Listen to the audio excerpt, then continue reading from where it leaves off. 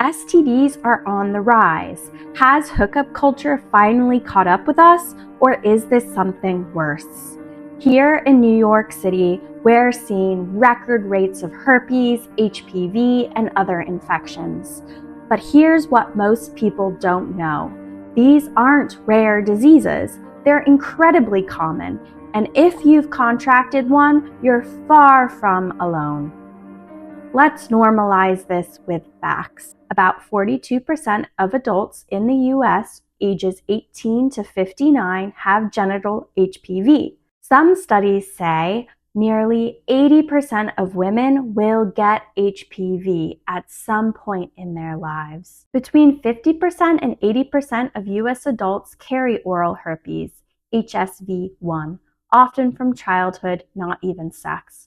And around 1 in 6 people ages 14 to 49 in the US have genital herpes, HSV2. Globally, more than 1 in 5 adults carry a genital herpes infection. Here in New York City specifically, research shows about 26% of adults, roughly 1 in 4, are living with genital herpes. Rates are even higher among women and communities of color. That's not rare. That's just common. And here's something important. Herpes is not curable, but it is manageable.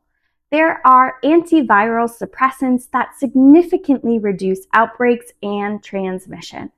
What harms most people isn't the virus, it's the stigma.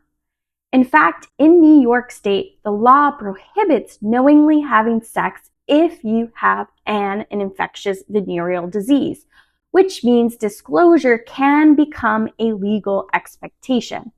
For many people, that disclosure feels terrifying, but it's also a chance to build honesty into intimacy. Here's something most people don't realize. Your standard STD panel usually doesn't include herpes. Doctors don't automatically test you for it. You often have to specifically ask for a herpes blood test on top of the regular panel.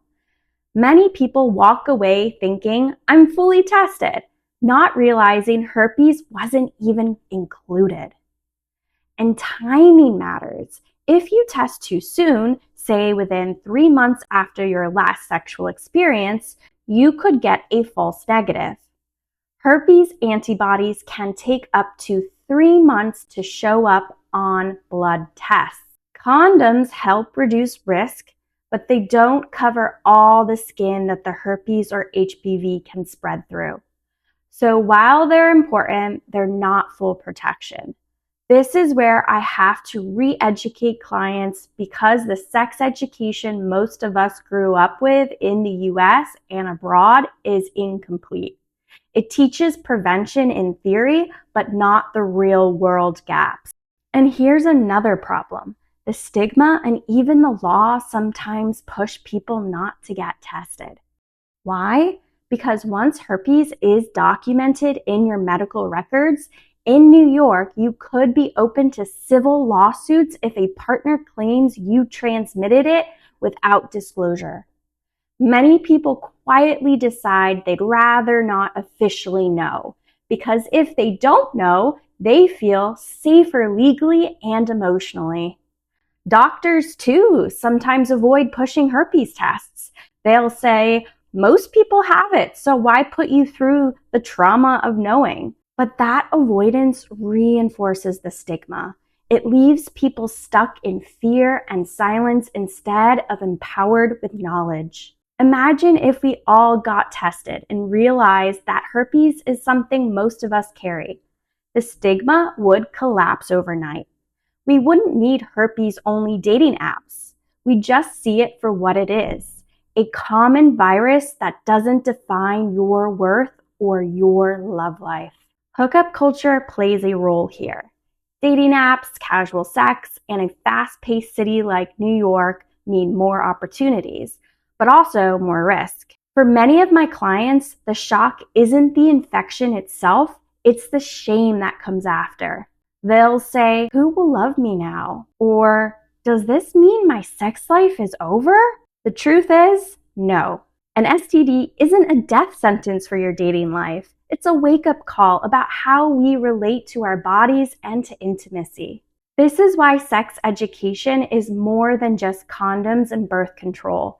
It's about understanding the emotional side of sexual health, how to disclose without shame, how to navigate rejection or realize when it's just stigma talking, how to rebuild trust with your own body. Because you can catch something on your first sexual experience, that doesn't make you reckless. It just makes you human. What matters is how you move forward. Living with herpes, HPV, or another infection doesn't mean your love life is over. Most of these conditions are manageable. Many clear on their own, or they clear for a period of time. And millions of people go on to have fulfilling relationships, marriages, and families.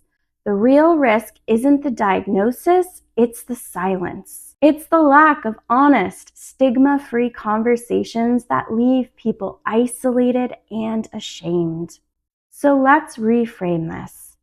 If you've been diagnosed, it doesn't mean your dating life is over. It means you're part of a very large, very normal group of people. Safety in sex isn't just about avoiding infection. It's about creating relationships where communication, trust, and respect are at the center.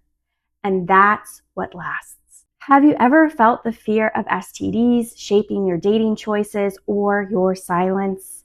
Drop the word health in the comments if you want more stigma-breaking conversations like this one. STDs may be on the rise, but shame doesn't have to rise with them. Education and open dialogue are the antidote. If this resonated, hit like, subscribe, and share this video with someone who needs to know they're not alone.